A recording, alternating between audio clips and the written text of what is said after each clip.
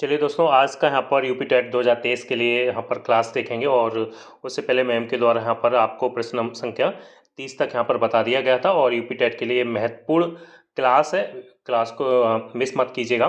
तो चलिए यहाँ पर 31 से देख लेते हैं। 30 का यहाँ पर जो मैम के द्वारा आखिरी प्रश्न बताया गया था, ओजोन दिवस। ओजोन दिवस हम सभी जानते हैं कब मनाया जाता है, 16 सितंबर को, ठीक है ना। 16 सितंबर को ओजोन दिवस मनाया जाता है। पर्यावरण दिवस 5 जून को मनाया जाता है। ये प्रश्न हर बार यूपी टेट में रिपीट हुए हैं। यूपी टेट के एग्जाम के लिए आपके लिए बेहद महत्वपूर्ण है। तो चलिए आज का जो पहले क्लास का यहाँ पर देख लेते हैं। प्रश्न संख्या 31वां है, निम्नलिखित में से कौन सी ग्रीन हाउस गैस नहीं है। देखिए, ग्रीन हाउस की अगर हम बात करें गैस की, तो हम सभी जानते हैं ग्रीन हाउस गैस जो नहीं की यहाँ पर बात की गई, तो देखिए हीलियम नहीं है। बाकी carbon dioxide, CO2, nitrous oxide, methane, ये सभी क्या है, ग्रीन हाउस गैस है। लेकिन ऑप्शन के हिसाब से हीलियम आपकी नहीं है। हीलियम जहाँ पर भी दिख जाए उसको आपको राइट आंसर लगा देना नहीं के तरीके से, ठीक है ना। ग्रीन हाउस गैस नहीं है। चलिए अगला प्रश्न यहाँ पर देख लेते हैं। अगला प्रश्न पूछा जा रहा है, चलिए अगला, ध्वनि प्रदूषण का मापन किस इकाई द्वारा किया जाता है। देखिए, साउंड पॉल्यूशन। साउंड पॉल्यूशन को मेजर किस में किया जाता है, हम सभी जानते हैं डेसिबल में। डेसिबल इसका राइट आंसर हो जाएगा। और दूसरा प्रश्न आपका पूछा गया था कि मनुष्य कितने डेसिबल जो उनके द्वारा सुना जा सकता है, जो कि ध्वनि को, वो कमेंट बॉक्स में जरूर बताइएगा। ये कई बार आपका एग्जाम में पूछा भी गया है, ठीक है ना। 20 हर्ट्ज से या 20,000 हर्ट्ज तक, या जो भी है, जो आंसर इसका कमेंट बॉक्स में आप जरूर बताइएगा। चलिए अगला प्रश्न है यहाँ पर। तो यहाँ पर जो अगर हम प्रश्न देखें, देखिए यहाँ पर राइट आंसर होगा सुवर्णरेखा नदी, ठीक है ना। एक ऐसी नदी है जो भारत के झारखंड, पश्चिम बंगाल और उड़ीसा के राज्यों में बहने वाली एक नदी है। तो यहाँ पर बंगाल की बात की गई, क्योंकि बंगाल से ये नदी बंगाल से ये नदी आपको देखने को मिल जाएगी बंगाल में। तो ये सुवर्णरेखा, बाकी बंगाल में ये जो सिंधु नर्मदा, ये आपको देखने को नहीं मिलेगी। राइट आंसर आपका हो जाएगा सुवर्णरेखा। और इसके बारे में आपको थोड़ी जानकारी भी पता होनी चाहिएगा। और सुवर्णरेखा नदी की अगर हम लंबाई की यहाँ पर बात करें, तो 474 किलोमीटर ये आपको लंबी दिखेगी सुवर्णरेखा, जो कुल लंबाई इस नदी की, ठीक है ना। आपको ध्यान में रखना, बी ऑप्शन हो जाएगा। और ये नदी बंगाल के साथ साथ मैंने आपको बताई दिया, झारखंड और उड़ीसा में भी ये आपको ये नदी देखने को मिल जाएगी। चलिए अगला प्रश्न यहाँ पर देख लेते हैं। अगला प्रश्न है यहाँ पर, देखिए, मध्य प्रदेश में कौन सा शहर झीलों का शहर कहलाता है। हम सभी जानते हैं भोपाल, जो कि मध्य प्रदेश में है और झीलों के शहर के नाम से भी जाना जाता है। और यह शहर देश के सबसे स्वच्छ और हरे भरे स्थानों में से माना जाता है, ठीक है ना। इसलिए इसको झीलों का शहर कहा जाता है। राइट आंसर भोपाल हो जाएगा। इसको IMP लगा लीजिए, मोस्ट इंपॉर्टेंट है, कई बार आपका यूपी टेट में रिपीट हुआ है और आप इस क्वेश्चन को हर बार यूपी टेट में देख सकते हैं। साथ में हमारे चैनल ऐसे स्टडी जोन को भी सब्सक्राइब करना ना भूलें। आप सभी को सबसे पहले इसी प्रकार की क्लासेस वहाँ पर देखने को मिलेंगी। तो चलिए अगला प्रश्न यहाँ पर पूछ लेते हैं, अंतर्राष्ट्रीय ओजोन दिवस। देखिए फिर से प्रश्न आया, ओजोन दिवस हम सभी जानते हैं 16 सितंबर को मनाया जाता है। और ये कई बार रिपीट हुआ है। ऐसा कोई यूपी टेट का एग्जाम नहीं जहाँ पर आपको एक एग्जाम छोड़ने के बाद या 2 एग्जाम छोड़ने के बाद ओजोन दिवस कब मनाया जाता है, पर्यावरण दिवस कब मनाया जाता है। 5 जून को पर्यावरण दिवस मनाया जाता है, ओजोन दिवस 16 सितंबर को मनाया जाता है। ये सारी चीज़ें आपको याद में रखना। चलिए अगला प्रश्न यहाँ पर देख लेते हैं, किस देश में क्रिसमस का त्यौहार गर्मियों में मनाया। देखिए, क्रिसमस का त्यौहार अपने यहाँ मनाया जाता है, सर्दियों में मनाया जाता है, 25 दिसंबर को मनाया जाता है। लेकिन एक ऐसा देश है जहाँ पर क्रिसमस का त्यौहार गर्मियों में मनाया जाता है, ऑस्ट्रेलिया। ऑस्ट्रेलिया इसका राइट आंसर हो जाएगा, आपको ध्यान में रखना है। चलिए अगला देख लेते हैं, पारिस्थितिक तंत्र के तत्वों के चक्रों को क्या कहते हैं। देखिए एक ध्यान में रखना आपको, पारिस्थितिक तंत्र के तत्वों के चक्रण को तो जैव भू रासायनिक चक्र बोलते हैं। आपको आंख बंद कर लगा देना, आपको कुछ नहीं पढ़ना है। पारिस्थितिक तंत्र के तत्वों के चक्रण को हम जैव भू रासायनिक चक्र कहते हैं। चलिए अगला प्रश्न यहाँ पर देख लेते हैं। तो अगला प्रश्न है, गिर वन्य जीव अभ्यारण्य निम्न में से किस वन्य जीव का संरक्षण करता है। देखिए, गिर वन्य जीव अभ्यारण्य यानी अगर देखना जाए तो वन्य जीव के संरक्षण के लिए, सुरक्षा के लिए बनाया गया। और ये एक और बात आपको पता होना चाहिए, गिर वन्य जीव अभ्यारण्य कहाँ पर, हम सभी जानते हैं गुजरात में स्थित है।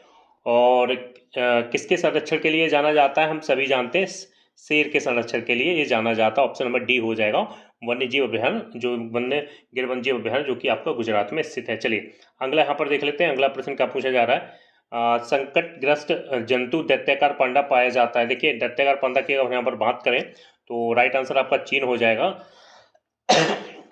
जो कि आपको चीन में देखने को मिलेगा। कौन सा संकट, जो कि संकटग्रस्त है, जो जंतु जो दैत्याकार पांडा जो आपको चीन में, ठीक है ना। चलिए अगला प्रश्न देख लेते हैं। चलिए अगला प्रश्न यहाँ पर, किसी खाद्य श्रृंखला में शाकाहारी, देखिए शाकाहारी की अगर बात की जाए तो प्राथमिक उपभोक्ता आपको लगाकर आ जाना है, right answer option number B हो जाएगा, प्राथमिक उपभोक्ता, ठीक ना, शाकाहारी प्राथमिक उपभोक्ता, बस इतना आपको ध्यान रखना खाद्य श्रृंखला की अगर बात आ जाए। चलिए अगला प्रश्न यहाँ पर देख लेते हैं, चिपको आंदोलन। देखिए चिपको आंदोलन क्या आप सभी जानते हैं कि एक ऐसा आंदोलन चलाया गया था उत्तराखंड में, आपको देखने को मिल जाएगा, जो कि वृक्षों की कटाई को रोकने के लिए, वृक्षों की सुरक्षा के लिए जो लोग हैं वृक्षों से चिपक गए थे, उत्तराखंड में ये चिपको आंदोलन चलाया गया था, जिसके मेन कर्ता थे सुंदरलाल बहुगुणा, ठीक ना, सुंदरलाल बहुगुणा इसका राइट आंसर हो जाएगा, ऑप्शन नंबर बी हो जाएगा, आपको ध्यान रखना, कई बार आपका यूपी टेट में ये पूछा भी गया। चलिए अगला प्रश्न यहाँ पर देख लेते हैं, इंसुलिन का रासायनिक प्रकृति है, इंसुलिन की रासायनिक प्रकृति क्या है, देखिए हम सभी जानते हैं प्रोटीन, इसका राइट आंसर हो जाएगा बी, इंसुलिन यानी प्रोटीन। चलिए अगला प्रश्न यहाँ पर देख लेते हैं, पौधों के अर्धसूत्री विभाजन होता, देखिए कई बार पूछा गया, आपको ध्यान रखना अर्धसूत्री विभाजन की बात आ जाए तो एक मिनट रुकिएगा, आपको कंफ्यूज नहीं होना, अर्धसूत्री विभाजन की परागकणों में नहीं, आपको ध्यान रखना पराग कोष में होता है, ठीक ना, अर्धसूत्री विभाजन जो आपका पराग कोष में होता है, right answer option number D हो जाएगा, जो कि प्रश्न संख्या 43 का, ठीक ना। चलिए अगला प्रश्न यहाँ पर देख लेना है, जैविक समुदाय में प्राथमिक उपभोक्ता होते हैं, देखिए जैविक समुदाय में प्राथमिक उपभोक्ता कैसे होते हैं, शाकाहारी होते हैं, ऑप्शन में सी इसका राइट आंसर हो जाएगा। चलिए तो अगला प्रश्न यहाँ पर पूछा जा रहा है, ज्वर नियंत्रण में आमतौर पर सबसे अधिक प्रयोग में की जाने वाली औषधि, देखिए जब हमें बुखार आ जाता है, ज्वर हो जाता है, तो ज़्यादातर आपने देखा होगा जब अभी कोरोना काल था, कोरोना की जो महामारी चल रही थी, ज़्यादातर लोग पैरासीटामोल का इस्तेमाल करते हैं, अगर थोड़ा सा भी उनको बुखार या लगता, वैसे भी हम लोग करते भी हैं, तो पैरासीटामोल बुखार के पर्पस के पैरासीटामोल का यहाँ पर उपयोग किया जाता है, सी इसका राइट आंसर हो जाएगा। चलिए यहाँ पर पूछा जा रहा है, दही निर्माण हेतु कौन सूक्ष्म जीव उत्तरदायी होता है, देखिए दही निर्माण हेतु कौन सा सूक्ष्म जीव उत्तरदायी होता है, तो लैक्टोबैसिलस, ठीक है ना, लैक्टोबैसिलस ही है जो दही निर्माण हेतु दही निर्माण हेतु सूक्ष्म जीव उत्तरदायी होता है। चलिए अगला प्रश्न यहाँ पर देख लेते हैं, प्रश्न पूछा जा रहा है, मानव रुधिर वर्ग की खोज सर्वप्रथम किस वैज्ञानिक ने की थी, देखिए अगर हम यहाँ पर बात करें तो जो इसका राइट आंसर हो जाएगा, ऑप्शन नंबर ए हो जाएगा, लैंड स्टीनर ने की थी, ठीक है ना, ऑप्शन फर्स्ट यहाँ पर बिल्कुल सही हो जाएगा, मानव रुधिर वर्ग की खोज सर्वप्रथम जो वैज्ञानिक थे लैंड स्टीनर ने की थी, ऑप्शन नंबर ए हो जाएगा। चलिए अगला प्रश्न यहाँ पर देख लेते हैं, प्याज आलू अदरक के यहाँ आप सभी कमेंट बॉक्स में इस उत्तर का जरूर बताइएगा, आंसर क्या है, क्या वो जड़ है या तना है, क्या है तना है, तो आप जरूर बताइएगा कमेंट बॉक्स में इसका राइट आंसर। चलिए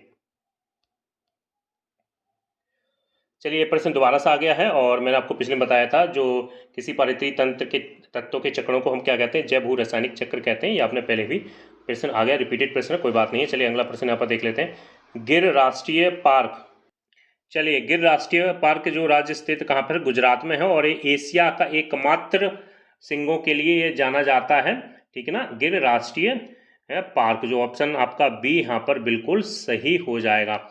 चलिए अगला प्रश्न यहाँ पर देख लेते हैं, देखिए ये प्लेग क्या है, जीवाणु जनित रोग है, यानी बैक्टीरिया जनित रोग है, और ये किसके द्वारा फैलाई जाती है, हम सभी जानते हैं चूहों के द्वारा फैलाई जाती है, आपको ध्यान में रखना है। और जो जीवाणु का अगर हम बात करें यहाँ पर, जीवाणु जनित बीमारी, जीवाणु कौन सा होता है, हम सभी जानते हैं पेस्टुरेला पेस्टिक नामक जीवाणु होता है, आपको ध्यान रखना है, पेस्टुरेला पेस्टिक, ठीक ना, और प्लेग को हम दूसरे नाम से भी जानते हैं, टाउन नाम से भी जानते हैं, आपको ध्यान में रखना है, टाउन, ठीक है ना, टाउन, ठीक है ना, इसको कभी कभी टाउन क्या है ये भी पूछ लिया जाता है, आपको ध्यान में रखना, और ये बैक्टीरिया जीवाणु जनित रोग है। तो यहाँ पर कुछ यूपी टेट के लिए शानदार प्रश्नों को यहाँ पर देखा गया, अगर वीडियो अच्छा लगा तो हमारे चैनल को सब्सक्राइब करिएगा ऐसे स्टडी जोन को, और अगली क्लासेस के लिए आप सभी कमेंट बॉक्स में जरूर बताएं कि आप अगले क्लास इसी प्रकार का चाहते हैं या नहीं चाहते हैं, ताकि अगला सीरीज यहाँ पर कंटिन्यू कर सकें। तो जय हिंद, जय भारत।